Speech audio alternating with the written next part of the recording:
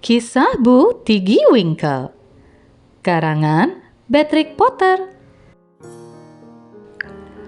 Dulu ada anak perempuan kecil bernama Lucy yang tinggal di tanah pertanian Little Town. Dia anak yang baik, hanya saja dia selalu kehilangan sapu tangannya.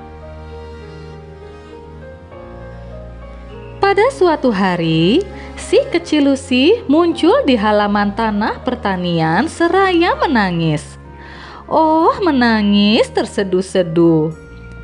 Sapu tanganku hilang. 3 helai sapu tangan dan 1 rok luar. Apakah kau melihat sapu tanganku, Tabby kucing? Si kucing terus saja menjilati kaki depannya yang putih. Maka Lucy bertanya kepada ayam betina bertotol, "Sally Henny Penny, apakah kau menemukan 3 sapu tangan?" Tetapi si ayam betina berlari ke kandang, seraya berkotek, "Petok, petok, petok." Kemudian Lucy menanyai Robin si burung anis yang sedang hinggap di atas ranting. Robin memandang Lucy dengan mata hitamnya yang cemerlang, lalu terbang menjauh. Lucy menaiki undakan dan menatap bukit di balik Little Town. Bukit yang menjulang tinggi menembus awan seakan tak ada puncaknya. Dan Lucy merasa melihat beberapa kain putih terhampar di atas rumput jauh di lereng bukit. Lucy bersusah payah mendaki bukit secepat kakinya yang kuat bisa membawanya. Dia berlari melintasi lereng curam, naik dan naik sampai Little Town berada jauh di bawah. Dia bisa menjatuhkan sebutir kerikil ke dalam cerobong asap. Akhirnya, dia tiba di sebuah mata air yang membuncah dari sisi bukit. Ada yang meletakkan kaleng kecil di atas batu untuk menampung airnya. Tetapi airnya sudah meluap karena kaleng itu tak lebih besar daripada cangkir telur. Dan di jalan setapak berpasir basah, tampak jejak kaki orang yang sangat kecil. Lucy berlari terus. Jalan setapak itu berakhir di bawah sebongkah karang besar. Rumputnya pendek dan hijau, dan ada tiang-tiang jemuran dari ranting dengan tali dari ilalang yang dijalin, dan seonggok jepitan pakaian kecil mungil, namun tak ada sapu tangan. Tetapi ada sesuatu yang lain. Pintu yang menembus bukit, dan di balik pintu ada yang sedang bernyanyi. Seputih lili dan bersih, oh, dengan hiasan rempel, oh, licin dan panas, noda-noda kotor tak pernah ada di sini. Oh. Lucy mengetuk pintu sekali, 2 kali, dan menyela nyanyian itu. Suara kecil ketakutan berseru, "Siapa itu?" Lucy membuka pintu. Dan apa menurutmu yang ada di dalam perut bukit itu? Dapur bersih dan nyaman dengan lantai papan dan kasau kayu. Persis seperti dapur rumah pertanian yang lain. Hanya saja langit-langitnya rendah sekali, sampai kepala Lucy nyaris menyentuhnya. Dan panci serta wajan-wajannya kecil-kecil. Demikian juga segala sesuatu lainnya. Ada bau enak panas setrika. Dan di balik meja, dengan setrika di tangan, berdiri seorang wanita kecil pendek kekar yang menatap Lucy dengan cemas. Blusnya dari kain berbunga dan dia memakai celemek besar di atas rok bawahnya yang bergaris-garis. Hidungnya yang kecil hitam mengendus-endus dan matanya berkecap, berkilat-kilat, dan di bawah tudung kepalanya, kalau Lucy punya rambut ikal keemasan, si wanita kecil punya duri. "Siapa kau?" tanya Lucy. "Apakah kau melihat sapu tanganku?" Si wanita kecil menekuk lutut memberi hormat. "Oh ya, Nona, namaku Bu Tiggy Winkle. Oh ya, Nona, aku pencuci dan penyetrika yang hebat." Lalu dia mengambil sesuatu dari keranjang pakaian dan menggelarnya di atas alas meja setrika. "Apa itu?" kata Lucy. "Itu bukan sapu tanganku." "Oh, bukan, Nona. Ini rompi kecil merah milik Robin Anis." Dan dia menyetrika dan melipatnya, lalu menaruhnya di salah satu sisi. Kemudian dia mengambil sesuatu yang lain dari rak jemuran. "Itu bukan rok luarku," kata Lucy. "Oh, bukan, Nona. Ini taplak meja milik Jenny si burung penyanyi. Lihat, ada bekas anggur merah. Susah hilang," kata Bu Tiggy Winkle.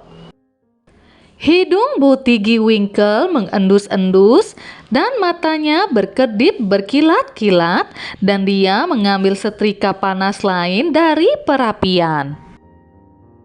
"Itu salah satu sapu tanganku," seru Lucy, "dan itu rok luarku."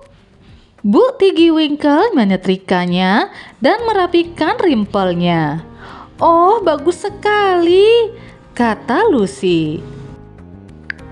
"Dan apa itu yang kuning panjang dan ada jari-jarinya seperti sarung tangan?" "Oh, ini sepasang kaos kaki panjang milik Sally Henny Penny. Lihat, tumitnya robek karena dia sering mengais-ais tanah. Sebentar lagi terpaksa dia bertelanjang kaki," kata Bu Tiggy Winkle.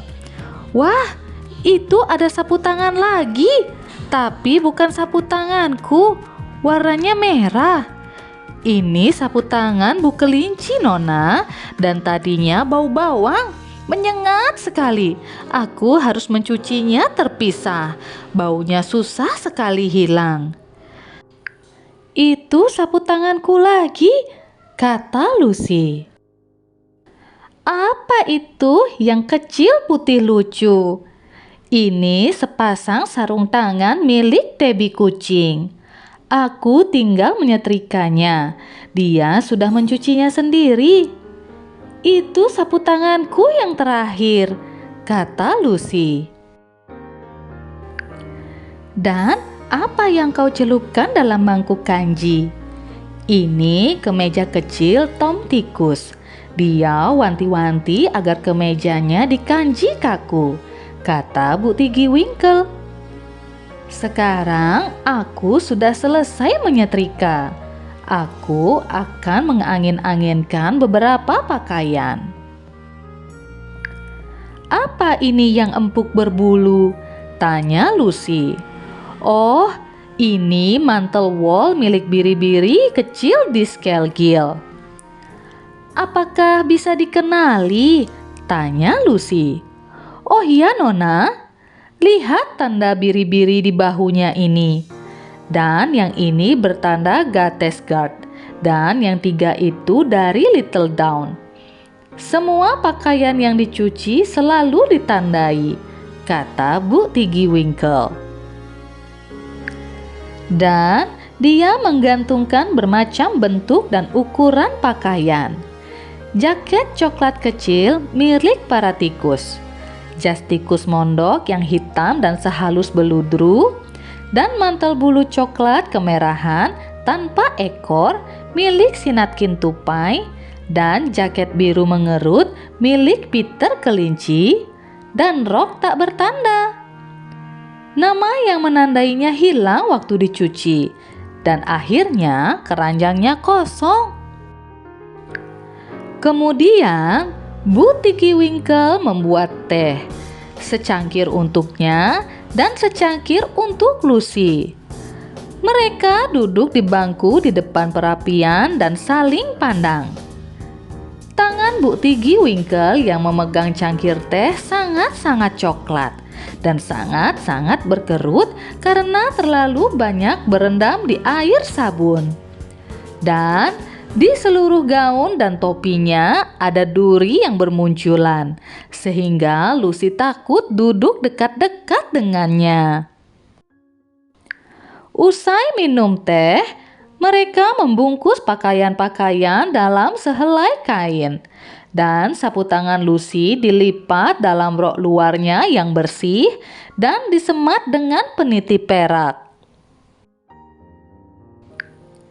Agar api tidak padam, mereka menambahkan lempeng tanah berumput. Kemudian mereka keluar dan mengunci pintu dan menyembunyikan kuncinya di bawah ambang pintu. Lucy dan Bu Tiki Winkle berjalan menuruni bukit, membawa bungkusan pakaian. Sepanjang jalan setapak, binatang-binatang kecil muncul dari balik rumput pakis menyongsong mereka. Yang pertama mereka jumpai adalah Peter Kelinci dan Benjamin Kelinci. Dan Bu Tiki Winkle menyerahkan pakaian mereka yang sudah bersih, dan semua binatang kecil dan burung-burung sangat berterima kasih kepada Bu Tiki Winkle yang baik. Di kaki bukit ketika mereka tiba di undakan, tak ada lagi yang tertinggal selain buntalan kecil Lucy sendiri. Lucy menaiki undakan, membawa buntalan di tangannya. Dan kemudian dia menoleh untuk mengucapkan selamat malam dan berterima kasih kepada si pencuci. Tetapi aneh sekali. Bu Tiki Winkle tidak menunggu, baik terima kasih maupun pembayaran pelayanannya. Dia berlari kencang mendaki bukit, dan mana topi putihnya yang berimpel, dan sialnya, dan blus serta roknya. Dan betapa kecilnya dia sekarang, dan betapa coklatnya, dan tubuhnya dipenuhi duri. Wah, Bu Tiki Winkle rupanya cuma seekor landak. Beberapa orang mengatakan Lucy tertidur di atas undakan. Tetapi kalau begitu, bagaimana dia bisa menemukan 3 sapu tangan dan rok luar yang bersih dan disemat dengan peniti perak? Di samping itu, aku pernah melihat pintu yang menembus bukit yang bernama Cat Bells. Dan lagi pula, aku kenal baik dengan Bu Tiki Winkle. Tamat.